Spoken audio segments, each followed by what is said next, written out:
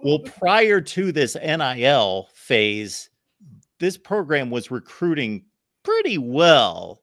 Like 98% of this roster has been constructed from high school football recruiting, traditional recruiting, full of 4 and 5 stars. So the NIL is just the next phase of this. And when Lane Kiffin, and we'll name drop and then we'll go around the horn here. So here's my take on the Lane Kiffin deal. And all I know is that he reposted something alluding to the 13 million supposedly spent to retain and acquire players.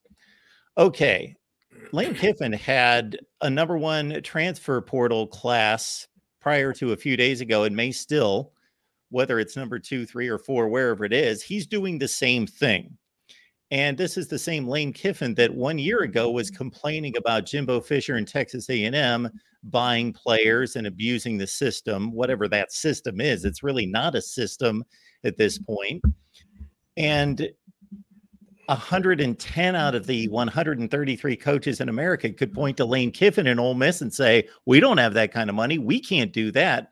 So where's the dividing line of what you're able to spend? 13 million? What's Lane Kiffin spent? 8 million? That's okay, but 13's not. It's just reeks of hypocrisy.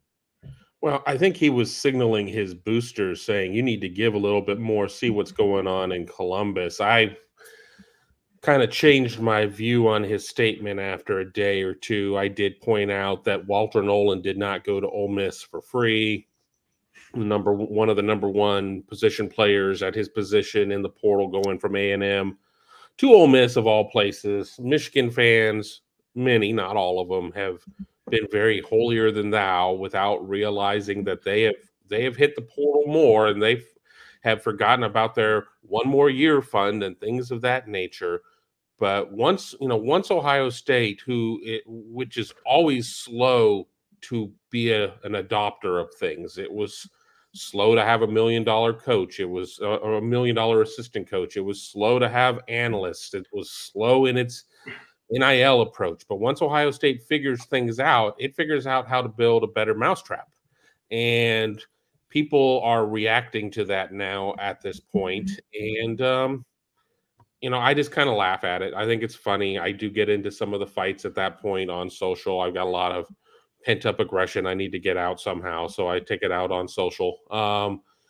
But as for what the line is, I think the line is, it's okay if my program does it, but if your program does it, even if they do it exact, that's not right. That's wrong, and that's what we're seeing right now at this point. And there are a lot of people that are just having a hard time with Ohio State figuring it out. But let's not forget, Ohio State only has 6 portal guys. Ohio State made its investment inside, keeping its glut of seniors or draft eligible players from leaving. So I think that is one of these issues of where nobody has necessarily done a great job of that, maybe outside of Michigan going into 23, that people are having a hard time grasping. Well, I'll jump in and say, yeah, Kevin, it's 6 transfers right now.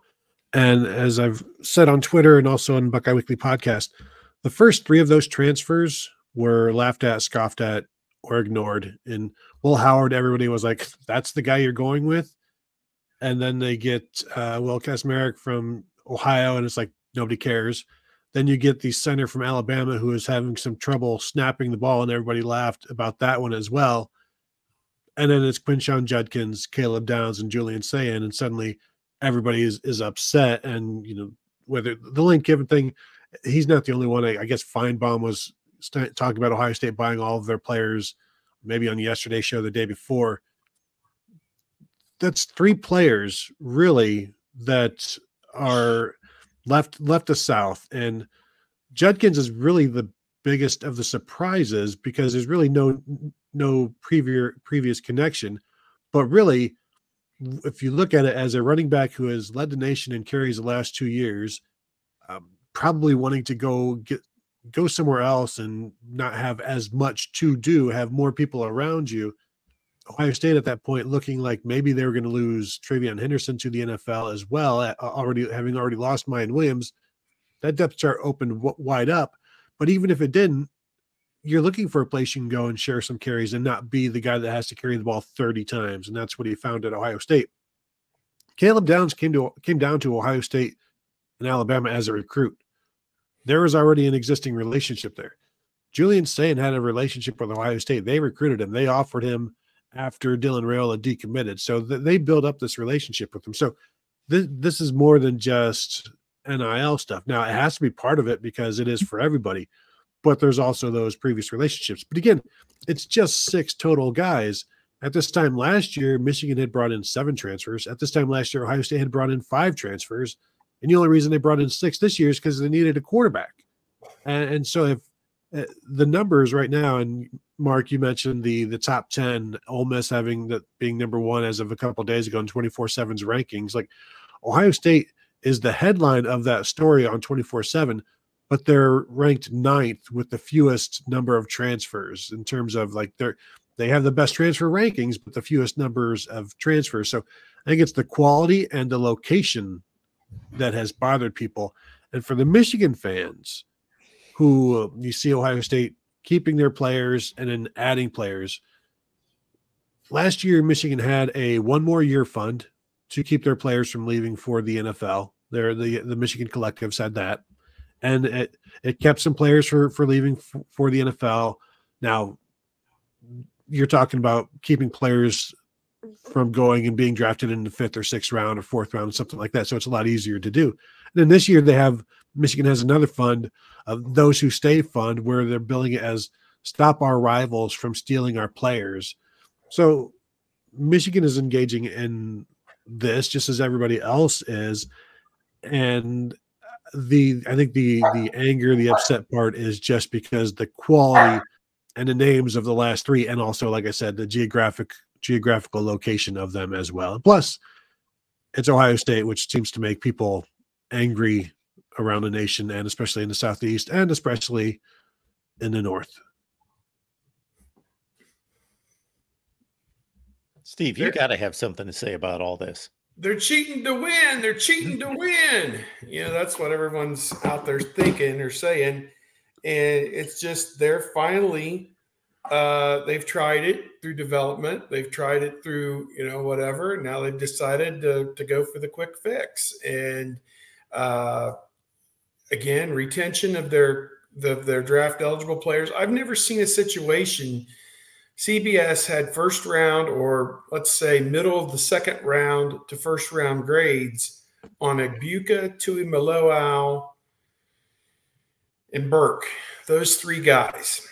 And they all decided to come back. It has been a million years since I've seen an Ohio State player with a middle of the 2nd round grade or better come back. I don't know who the last one would have been. Maybe Olave, maybe. I don't know. It's been a long time, but obviously, and of course, Egbuka was injured, and I think that he kind of views himself like Olave, that he can come back and have a killer senior year and vault his way up into the top 15 very easily. And it's going to take a lot of hard work, but it is within the realm of possibility, certainly for him, because he is such a great player potentially when he's healthy. So Tuimoloau, to me,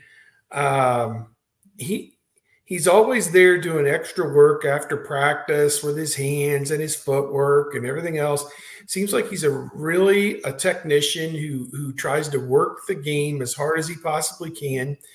And I just think, honest assessment, he understands he's not there yet. Even though he had that one great game against Penn State, he's just not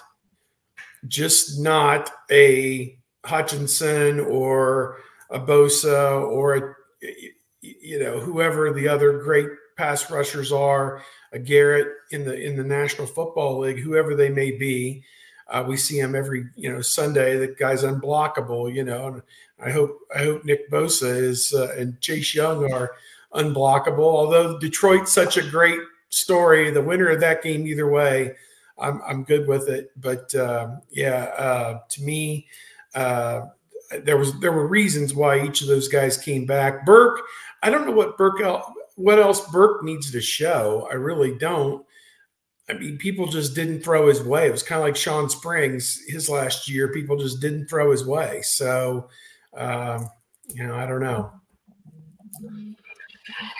I'll push back a little bit on the quick fix thing, because I don't think it's a quick fix. I think this is four-year guys that they've kept, and then the only two guys that they've added that people are upset about that are going to help it next year are Caleb Downs and maybe McLaughlin, and then Judkins, obviously.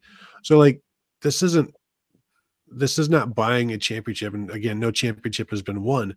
This is supplementing your roster, supplementing your foundation that has already been laid and has already been developed. And that's I've said it before. You can't buy a championship, and we talked about it on the podcast yesterday about how we titled a show once something like, "Can NIL win you a championship?" And Brian Hartline responded to the tweet with just saying no.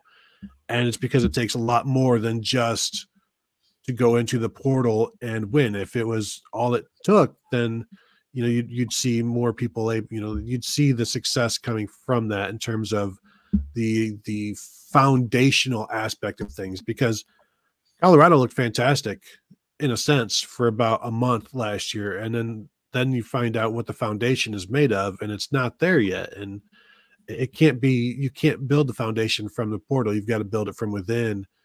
And Ohio State has that foundation. Michigan had that foundation. They supplemented their foundation with some really good portal players last year, some bit players, some starters. And I think that's the smartest way to do it. Now, it can be a quick fix in terms of kind of juicing the system for some programs, and then you try to build off of that. But you still need to recruit high school in order to like really, really have a sustainable product, in my opinion. Yeah, I think this year you go all in for a couple of reasons. I mean, because one, the narrative isn't great. 3 straight losses to the team up north, watching them win the championship. So, I mean, you're feeling pressure with that. Second of all, just the amount of players that you're able to return and being in that spot, having a bunch of 21 and 22-year-olds out there on the field against their 18 and 19-year-olds, and just being able to find the right guys that fit the pieces in the portal. So it all comes together. But I think that there's playing for 24 and there's playing beyond, and Ohio State always has a long game in mind. And I've been one of the biggest critics of how they divvy up some of the snaps and things of that nature. But you can't go out and just buy it. It's just not a case of if I'm going to use an example that's similar yet not similar at all. IMG doesn't go out and just steamroll everybody, because it's different pieces every year or 2 years because of just the nature of how IMG works out. And they go all over the country and I'll just say it, recruit guys or whatever, because it's not like it's not the case of getting a guy to go from St. Ignatius to the neighboring high school or something. You're going down to Bradenton, Florida. But you need to have people who come up in the system, who buy in and everything else, instead of just bringing a lot of guys, introducing them to each other and saying, okay, let's, for a year, we're all going to pretend we like each other and we're going to go on with it.